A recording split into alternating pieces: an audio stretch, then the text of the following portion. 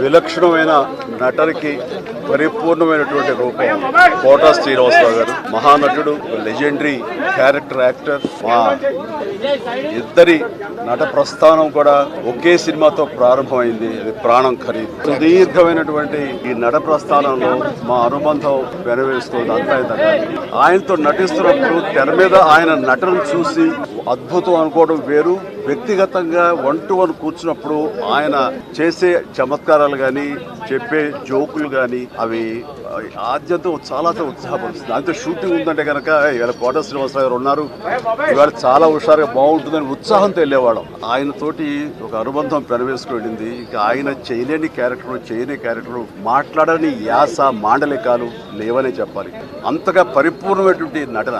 నాటక రంగం నుంచి వచ్చి సినిమా రంగంలో తనకంటూ ప్రత్యేకమైన స్థానం ఏర్పరచుకున్నటువంటి గొప్ప నటుడు మా కోట శ్రీనివాసరావు గారు ఈ రోజున లేరు అనుకోవడం అనేది నిజంగా చాలా తీరని లోటు. వాళ్ళ కుటుంబానికి, పరిశ్రమకి తీరని లోటు. అలాంటి మహానటుడు, అలాంటి వైవిధ్య పాత్రలు పోషించేటటువంటి విలక్షణమైన నటుడు మళ్ళీ వస్తారని అనుకోవడం లేదు.